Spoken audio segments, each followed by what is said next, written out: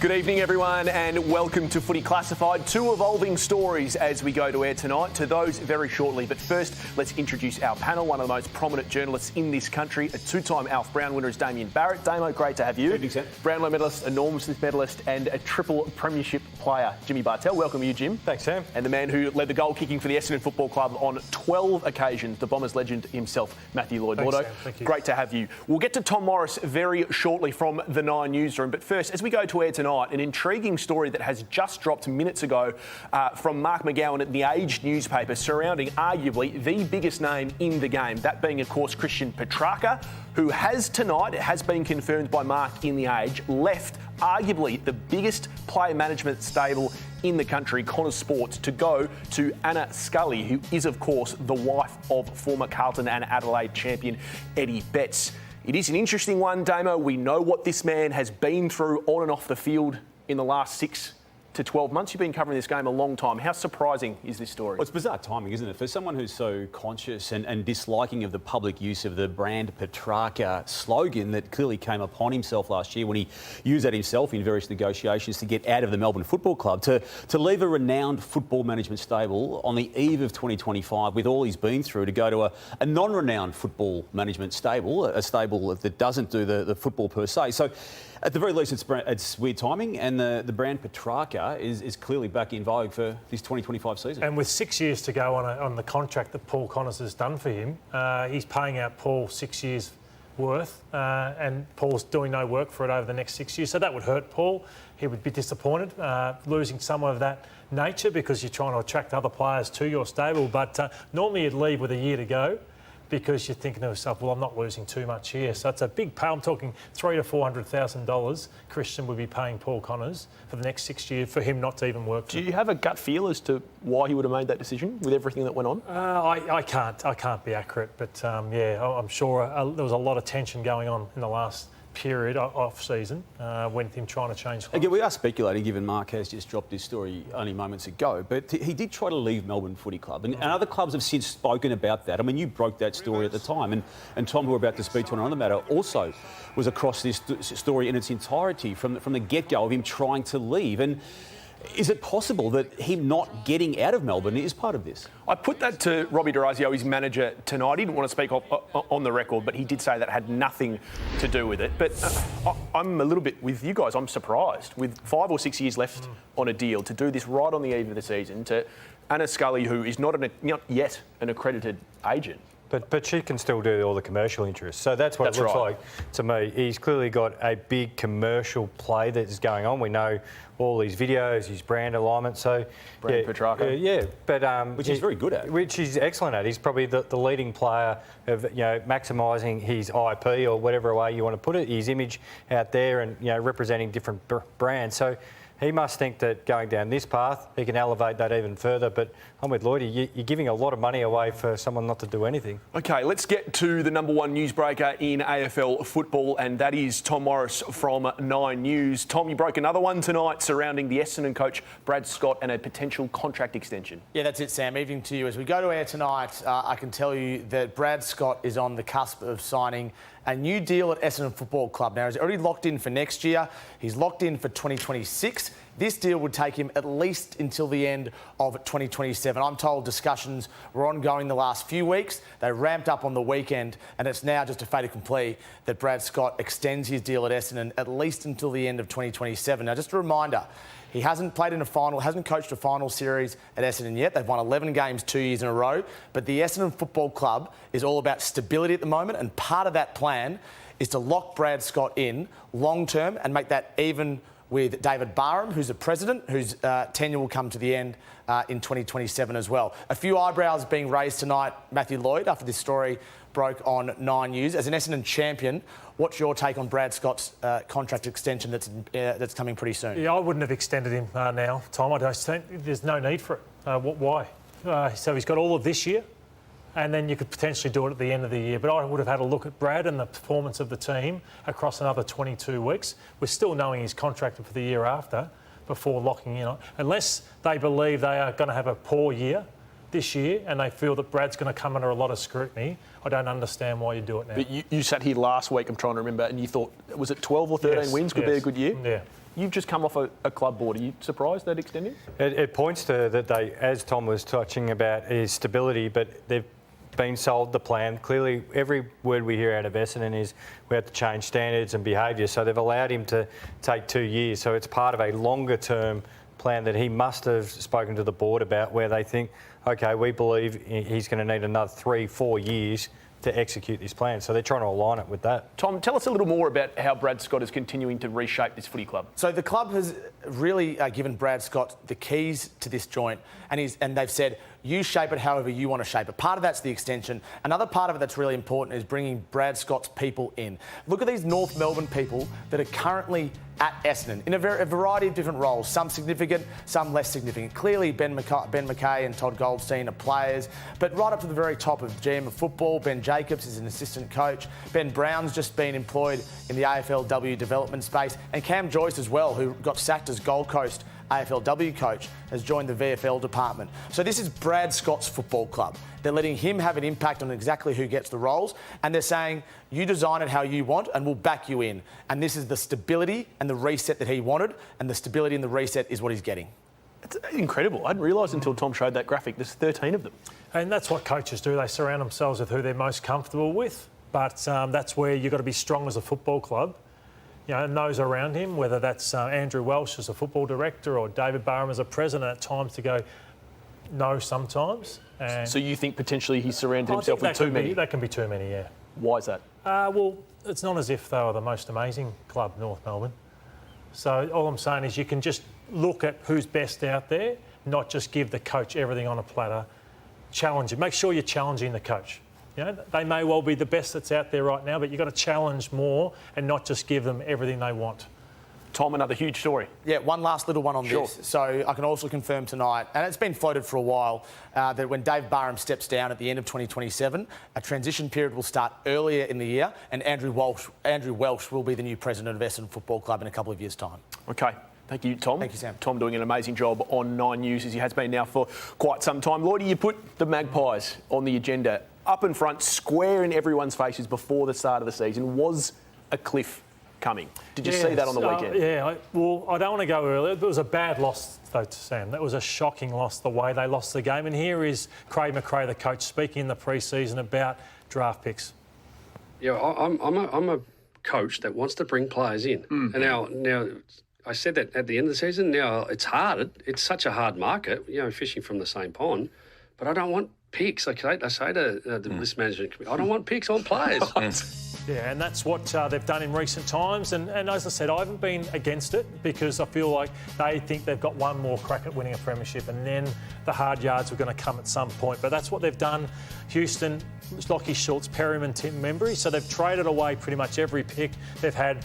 Apart from Nick Dacos, there's not really someone that jumps out at you that you'd say is a player we're going to build around for the next 10 years. So, Damon, they've been all in for this year's to win this premiership this year. I'm with you, Lordo, in terms of not judging them after what happened against GWS. I always like to wait 6 and sometimes even 10 weeks in a season before we make those sorts of statements. But I think we can now start to look at some of those names on that page, including Lockie Schultz, who's now had a season and one game to impact, not in the way that he would have liked to have at this stage. And I think we probably can now start to question some of the decisions they've made to give up these first-round draft picks because, as we already know, they are already into the AFL seeking permission to potentially trade out another first-round pick, which they've already done. It is interesting, though, Jim, one of your old clubs, the Cats. Like, we've lauded them for this because the end justifies the means a little bit. Like, if you're Sydney and you're Geelong and they don't go to the draft heaps, but they stay towards the top end of the ladder, we say, how good are these footy clubs? But when it looks like it's not working, it can look real bad. Yeah, but you've got to get the mix right. So, obviously, Geelong not going to the draft and they've brought in high-talented players, but they've also had the underneath of the development as well.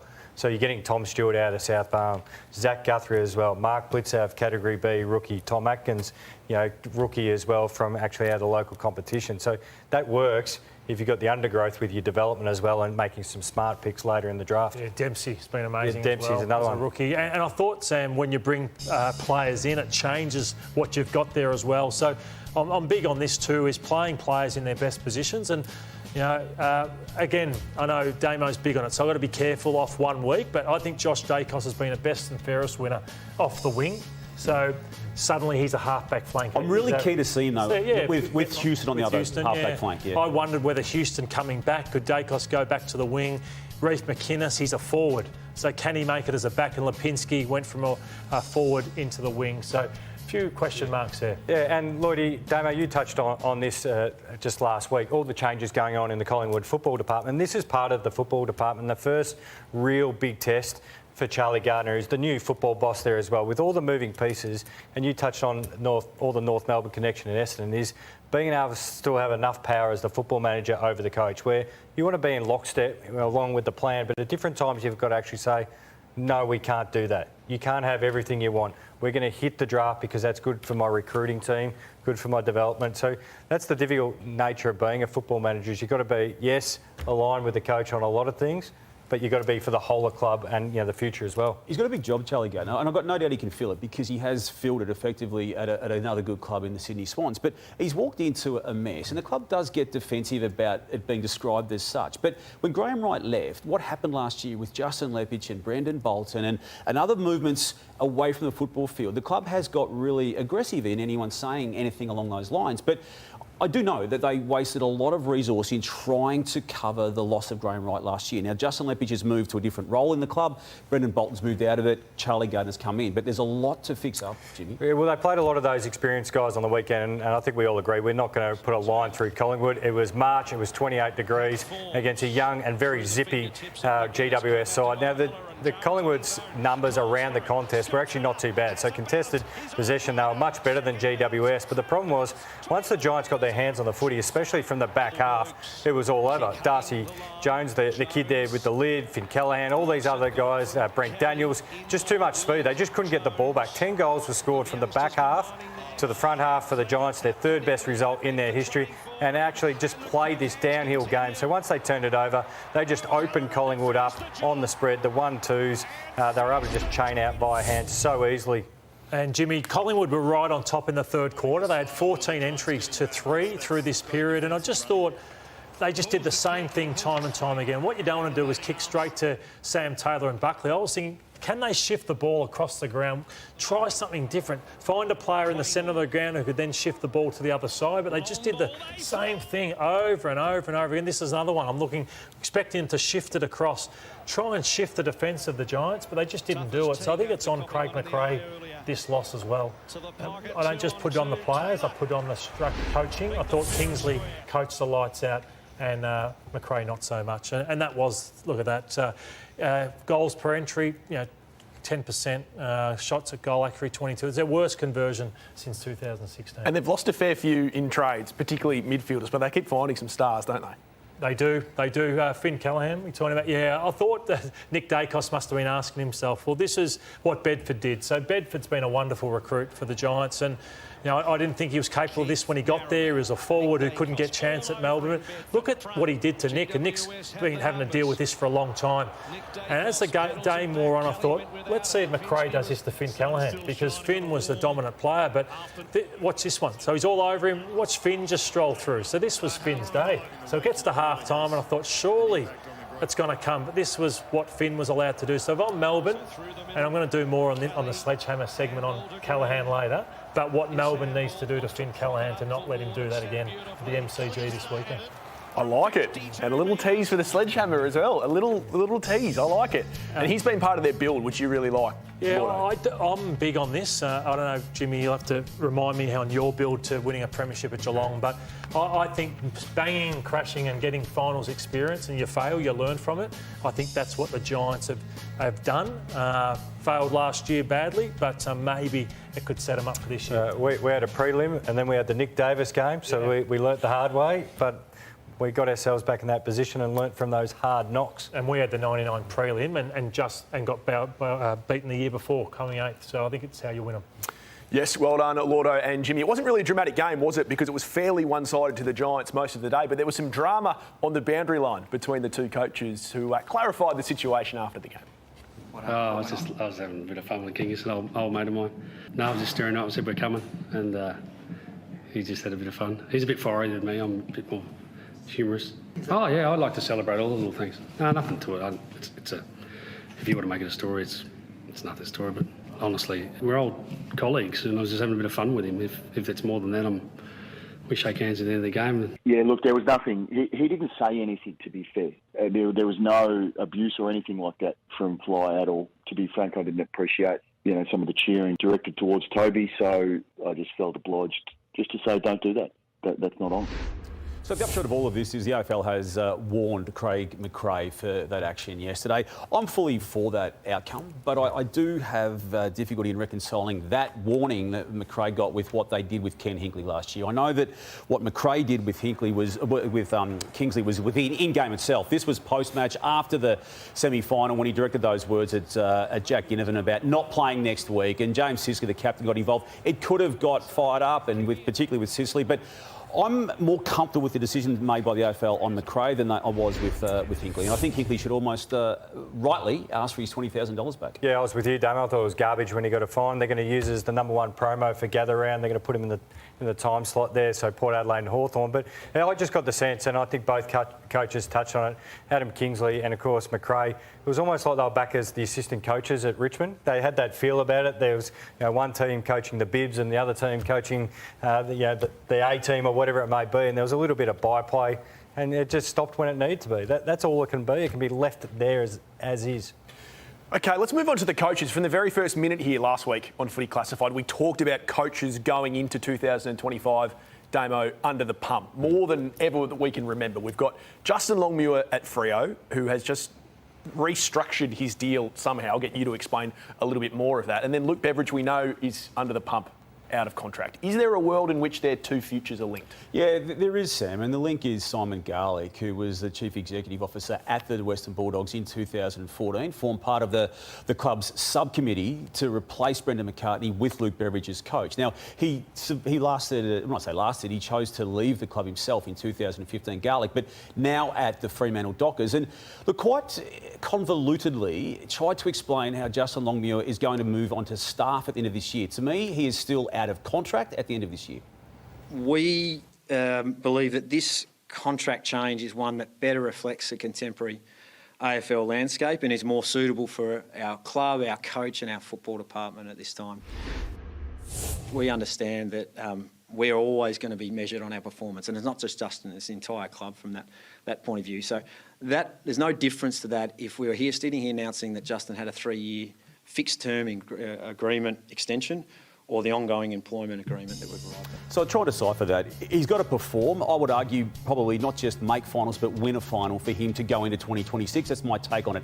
On the weekend, Peter Ryan spoke with Luke Beveridge, and very openly, unusually for Luke, and clearly the trust he's got with Peter, we're not banging the doors down, either myself or the club, in terms of where my future is at. There's an acknowledgement there that it is unusual for him. So he's very, very comfortable in his own situation playing out without the guarantee of a future. And again, footy clubs around the competition are well aware of this link and this relationship and contact and conduct that they've had between Simon Garlick and Luke Beveridge as a possibility, predicated upon the Western Bulldogs not performing and also the Dockers not performing. Could you see Luke being the type to think at the end of this year, unless they do something really special, that I've had a good run there and maybe it's time for a fresh voice and a fresh opportunity? Particularly out of contract, I think. But Damo, I've watched you and known you for long enough now. So you think that there's a chance that Luke Beveridge, depending on how things go for both clubs, depending on the could two be clubs, coaching I mean, if they Fremantle both make next finals, year. this conversation's null and void. But he's choosing to leave himself out of contract. There's a connection there with the CEO. I mean, I imagine every club that needs a coach in 2026 would be looking at someone who's made a grand final and also lost a grand final, and that's the announcement of Luke Beveridge. He took over that club in absolute turmoil. Ryan Griffin left, as we know, and the coach had been sacked on the back of that, and he's still there now, and he's choosing himself to leave. Could he sign, though, if he wanted to? I'm not convinced about that. I think it's a very mutual decision, and I'm all for it, Lord. I was all for what Port Adelaide did with Ken Hinkley in 2023, to deliberately just see how the season unfolds. He did enough to get a new contract. That may be how this plays out. But you're as well. saying, though, Garlick is a big fan of Beveridge, though? Yeah, well, he was on the subcommittee that appointed him, and it worked unbelievably well. He's the most successful Bulldogs coach in the history of the club. Well, you can't argue it gives Fremantle options as well by moving Justin Longmuir to that type of contract. And the difficulty for him is if they have a tough start, which there are some tough tough games down there. We know Geelong at home is pretty much Geelong win 80% of those games. The Swans could be smarting. West Coast, you never know when they have that local showdown. And then the two meet, actually, Damo, in round 4, the Dogs and Freo, Richmond are going, and we don't know. But it could be very difficult for Justin, and I actually implore him to trust himself a lot more. He can coach defence really well, but he's got to open up and really frank the talent he's got and actually get it to play with a bit more freedom and dare, because I think they've got the talent to be a really good side. Just trust your defence, they'll do the job. You don't need everyone just to come back and grind it out. Okay, and it's a good night to have the Pav on Footy Classified. That's right, tomorrow night, the one and only Matthew Pavlich is joining the team. Eddie, Tom, Rory and James Hird as well. Looking forward to that. Plenty more coming up on Footy Classified. Well, they're a happy team at Hawthorn, but the Dean Cox era has started with a swan dive. Oscar Allen's future at West Coast, is that now under the microscope? And coming up later in the show, a tug of war between the clubs and City Hall that continues to roll on. That's our water cooler. It's all coming up next on Footy Classified. Welcome back to Footy Classified. Well, it's only been 2 games, of course, for the start of the 2025 AFL season, but already we're up and about and excited about the Hawks, Jimmy, and you're particularly interested in one player. Yeah, I know all the highlights have gone to Will Day and plenty other Hawks and the small forwards last year, but Jack Scrimshaw, ever since we saw that edit of Sam Mitchell giving him a bake, he's been sensational and gone under the radar how well his football's been across the half-back line. You throw in Barras and Battle now. He did a fantastic job on Will Hayward, who's always popping up for goals. He can come out of the goal square, but still had that intercept possession game. But look at this. This is a magnificent kick in the conditions. That camera angle doesn't reflect the weather conditions when he kicked it, but he can thread the footy beautifully. He was tough, did everything he needed to, played his role beautifully, intercept marking up in the front half. I thought he was magnificent on the weekend. Lauder, what impressed you? I look at players who say Day's a 6-year player, so this is his 6th pre-season, so it comes at that stage. And Finn Callaghan, he's had 4 pre-seasons, so that's when it happens. So I was trying to look ahead for the rest of this season and predict maybe who could be the next Callaghan's and Day that we haven't seen. So look at that, 71 games and 50 games. So that's when you start to blossom. Now, Wanganeen Miller from St Kilda's 63 games. Can he be their best player by the end of the year? Nick Martin's a bit older, but I wonder again, can he be, take on Zach Merritt for the next 5 years with Best and Fairest? Weddle, it could be Weddle, Lauder. Could be Weddle, could be the one. And Humphrey, he's been disappointing. He's looked unfit at times, but can he kick 30 or 40 goals? And that's the next wave, I think, the best of them for players who can potentially do it quicker than the other guys. Yeah, they were interesting, the Hawks. The team they beat, of course, the Swans, rallied particularly in that third quarter under new coach Dean Cox, who had his say after the game. We had 2 practice games. This is my first official game, so no doubt I've got some things wrong. We'll have a look at that. We review not only the way the players play, but what we do as well. We want to make sure that we're giving them the best chance possible. Any early concerns, Jimmy? I've got a little bit of an early concern with Brodie Grundy. I know he was underdone, but I know it was 6 years ago when he was the All-Australian ruckman, but I want him to try and actually mimic his own game. Go watch videotapes himself. Sometimes seeing yourself do it gives you the best confidence. And what I mean by that is getting long down the line and being a contest. I know he's not a big pack mark, but he's 5 to 10 metres off Lloyd Meek, who was dominant on the weekend. But he's got to provide a contest, because when Brodie Grundy's at his best is he gets their first initial contest. They started level then, and that's only in the time that the ball's been kicked in the air, and he's missed him by 5 metres. Heaney swings around and gives him a bit of a clip. But he's at his best when he forces the ball to ground and he gets after it, and then he gets involved in the rest of the play.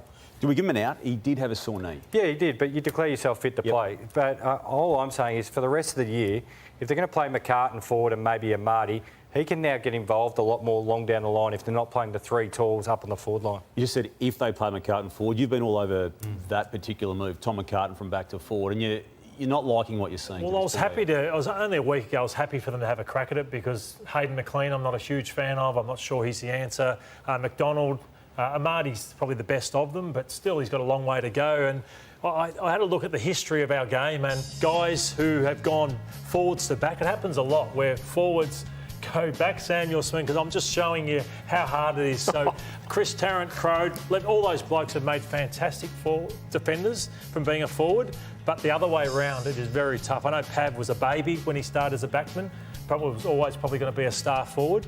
Neats did it at both ends. Gehrig was good, and Norton's been okay at it.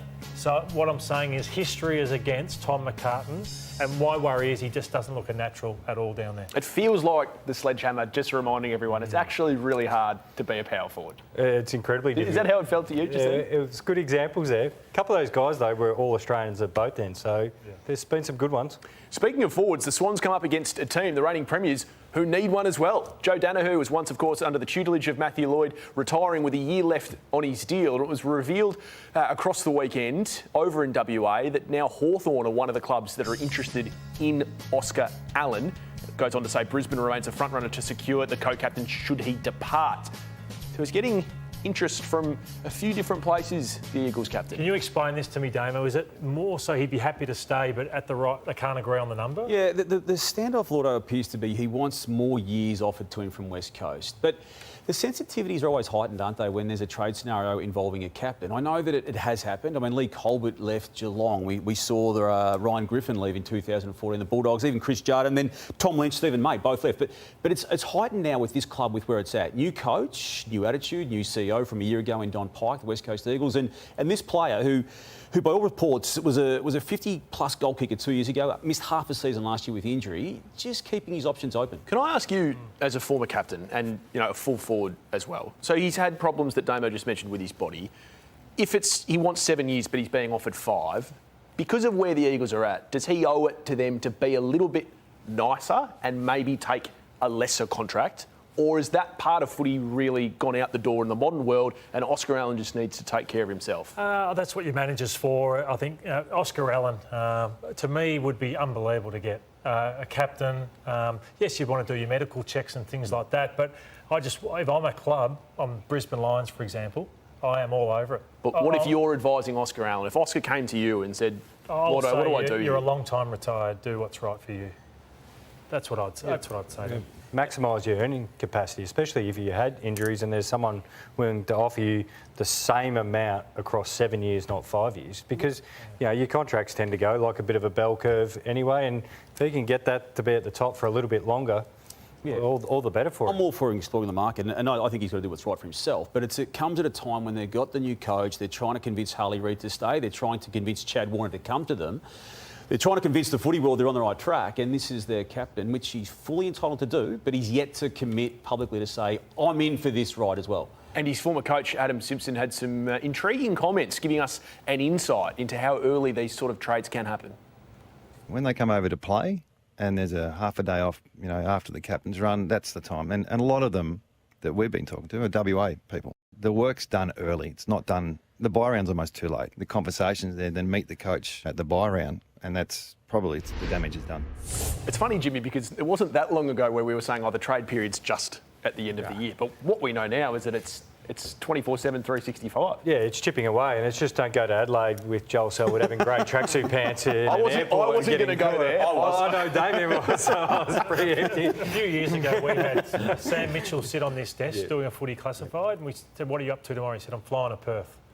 And we found out down the track it was Lloyd Meek he was going to meet with. So no one asked why he was going to Perth? Or we found out that's who he was going to meet within the next few days. So that just shows you how far in advance it was probably. And then he did it again with Tom Barras. Exactly right. Yeah, that's how much he's doing. So and the research and work which Adam Simpson alluded to, that Sam himself and his wife are doing with these recruiting processes. If Oscar Allen's interested, it would have already been done.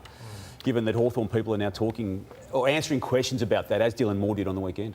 Okay, plenty more coming up on Footy Classified, including the water cooler, the latest with Jamari Ugle-Hagan and the Western Bulldogs, and also, don't forget, the sledgehammer. All coming at you next on Footy Classified.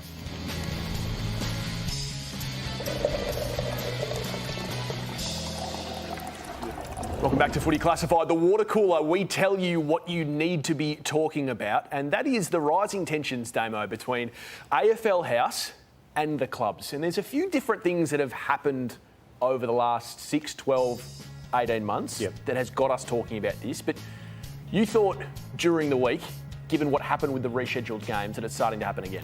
Yeah, and some of it goes back to COVID, and a lot of it, I think, Sam, at least originated from the cuts, the massive cuts to the soft cap allowances for each club. And I think that is still the central piece to a lot of this disharmony. They've got some rectified some issues, but there's a long way to go. Chris Fagan, as we know, spoke to the Commission last year and highlighted it in a speech that he made. And while he sort of backed away a little bit publicly in saying he read the Riot Act, his point was made. And the key words there are culture, leadership, respect, trust, honesty. It's hard to get all that together with some of the, I suppose, restrictions that the AFL is placing on particular clubs to get good people in those roles into the footy club. So I just wanted to refer to this round 24 postponed game, Gold Coast and Essendon. So scheduled for early March, and we know there was a weather event that pushed it away and they couldn't immediately and seamlessly reschedule it. But to make it a late August game when it's meant to be an early March game, it just doesn't make sense to me that they run the competition. It had to be resolved then, and to leave it right to the very end,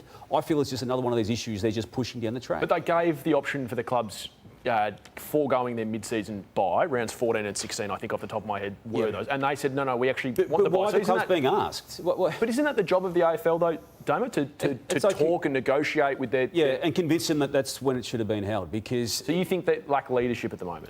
I think they've lacked leadership in this decision, absolutely, yeah. I cannot see a world where it's a good decision, and I know there's logistical nightmares everywhere. I know a weather event caused the postponement, but just think about it. Early April game, kick it down the path all the way to round 24, where they've already both got games in that round.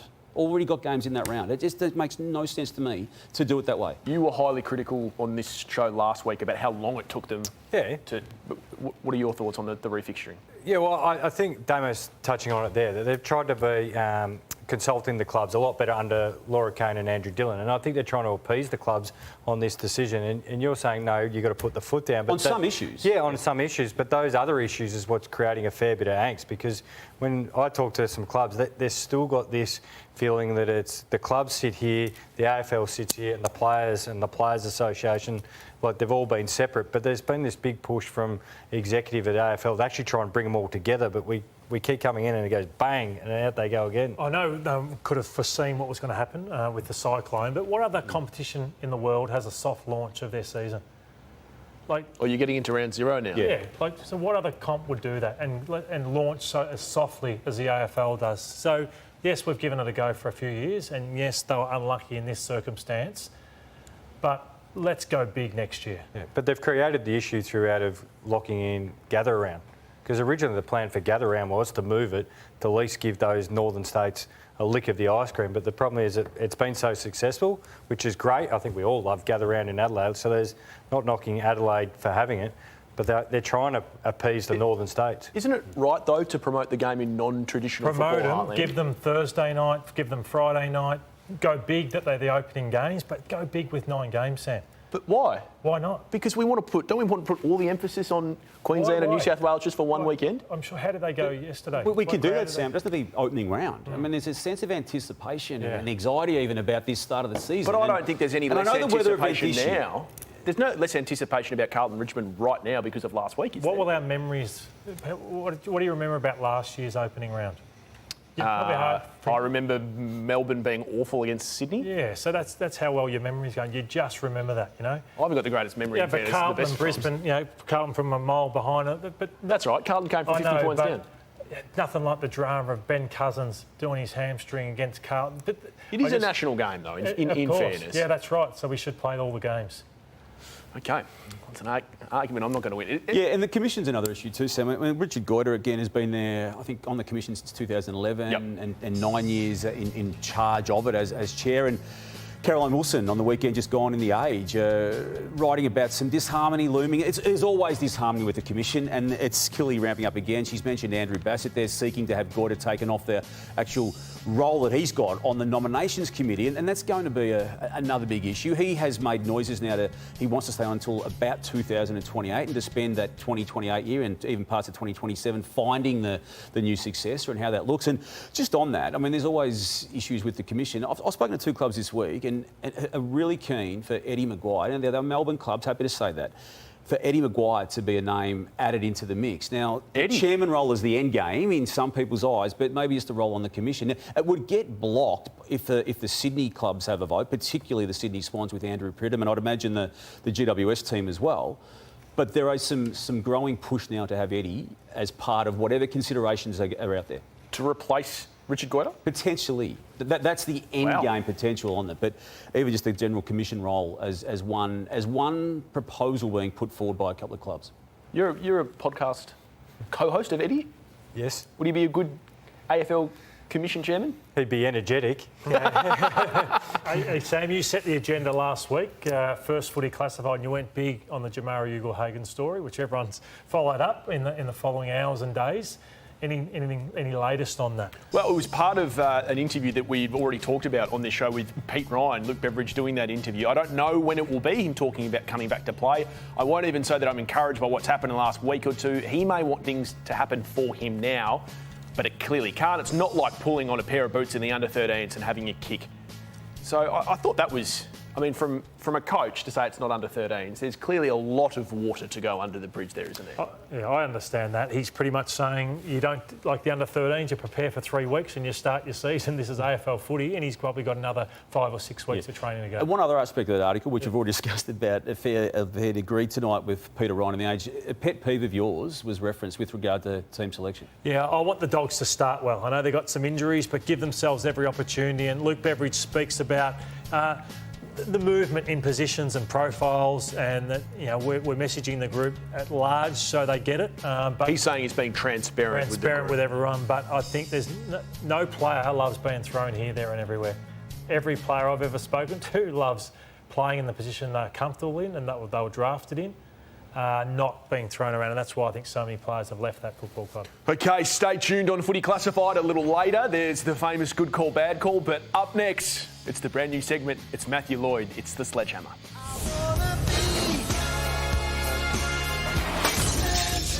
Finn Callahan was one of the stories out of the weekend, but gee, Collingwood were disappointing. They didn't plan well enough for him, and you've got to bumper bar him. A player like that who runs, gets one, gets another, you've got to do more with him. So that's Perryman. Had to hit him, take him out so he doesn't get the next disposal. He doesn't do that, so he gets past him. The next one, I'm thinking, is Josh Dacos going to do it? Hit him. No, he doesn't do it. So Finn Callahan runs on. That's where Collingwood was so poor defensively. So Finn Callahan thinking, what a day I'm having here in the sunshine, getting 1, 2 and 3. Collingwood have got to be better with that.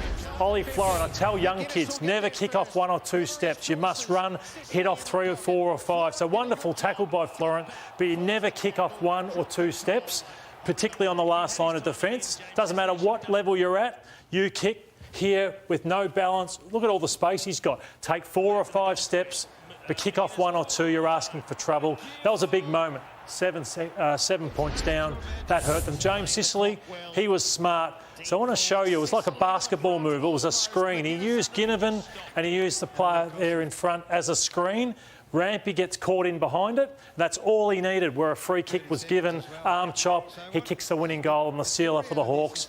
Very, very smart play there from James Sicily. Next one I want to look at was here. Toby Green. They're playing in the midfield at this point in time, and it helped get him into the game. Inspirational. So this moment here, to get him on the half-back flank, what a handball this is. Eyes in the back of his head, Toby Green. So that was one. And then it led to this. This is inspirational from Toby Green. Look at the score. 40 points up, and he does that. Amazing. Brodie Grundy, I know Jimmy just touched on him earlier, lost his feet far too often. So, again, it could be that he was underdone. That one, you give him a little bit and go, OK, he was falling backwards. This one, don't fall over as a big ruckman. What he's great at, or what he was great at, was his second, third, fourth efforts. They weren't there the other night. I want to show you an informed defender and someone out of form. So that is a player knowing his positioning and getting in front of his opponent in Daniel McStay. That is someone in form. This is a player out of form where you're reactive, you're playing behind, you don't know where you're coming from. That's Darcy Moore. So Taylor in form, Darcy Moore down the other end out of form, trailing in from behind. This is an unbelievable spoil. where he says, I'm going to make a statement and go bang, put it 30 rows back. He's intimidating his forward there. And then this is a player out of form in Darcy Moore who should go for a mark, and he spoils. That is a player lacking confidence, in my opinion, Darcy Moore. That's the difference between the two players there. So, Sam, that's the sledgehammer for this edition. Sensational stuff, Lloydie. Some of that vision was absolutely spectacular. Well done to you, and enjoying the sledgehammer already. Jimmy, I want to ask you, not many people see the game as well as you do. There's been this creeping... problem in the game, and that is the pushes that are forcing some players to get pretty seriously injured, or even potentially. We saw an early one in a pre-season game with the number 1 draft pick from Richmond, Sam Lawler. We saw another one with Owens in the St Kilda Port Adelaide pre-season match, and then again in the opening round on the weekend. Now, the AFL have since come out with a memo warning players. Is enough being done, or are we overreacting? Yeah, I don't really put Briggs in the case of the Ginbey one. I know they're pretty similar, but they're different, because you've got to actually acknowledge Sam Taylor was hurtling back into that pack, and Briggs stood on somebody else's foot. Like, I get it, and accidents do happen in the game. So I don't think we need to get to the MRO just yet, Damo. And that's the statement the AFL put out, pretty much putting everyone on notice. So it's the memo, that's the old fax machine they fire up and storage there at the AFL House. But for me, I think, and I'm not blaming the umpires, but I think when you've got the umpires on the ground, that you should be in a position that one should be able to see the back of the contest and one the front of the contest, and get in a position and call it early. So they say in basketball terms, if you call a game tight really early, everybody adjusts. So call the first one you see in the game, and you watch players limit that in a game. So when we come out Thursday night, I know everyone went a little bit mad years ago when we did the protected zone, but what did players do immediately? Adapted. They adapted really quick. So don't be afraid to upset your mate as an umpire by calling an out-of-zone free kick if you're looking at the back of the contest and you see someone shove someone in. Yeah, and to warn about rough conduct, to your point, blow the whistle on the moment, and then you don't have to worry about rough conduct. Yeah. But you foresaw this when Ginbey did what he did to Lawler. You went hard. You actually tweeted for the first time in 12 months and said this is a problem, and you've been proven right. Well, that's a frustrating part. Watch the next player go for it now because they've put out that. When that should have happened 4 weeks ago. Like, what have they done for the last 4 weeks? Where now... So you're critical of the AFL here? Absolutely critical of the AFL. Oh, it should have happened the moment Ginbey did that. He either goes, which he should have gone, and then let the whole competition know it's not on. Darcy Cameron shouldn't have gone for that one on the weekend, but it's been coming, but it's 4 weeks too late. And again... And that was pre-season matches. Pre-season. It's now crept into, or about to creep into, the season. And the AFL will be laughed at because 3 or 4 get through to the keeper and the next one will go. Okay, strong stuff. Good call, bad call is up next. Plus, we've still got the closing cook. It's all coming up next on Footy Classified.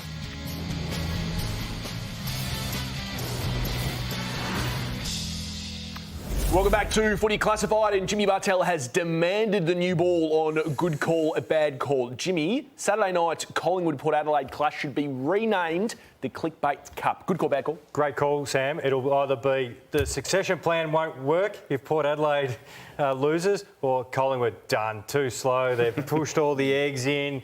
It's all over for Collingwood. It'll be the Clickbait Cup. Sam, this one's to you. It's time for you to hang up the newsmaking boots. Before I answer that, let's listen to this.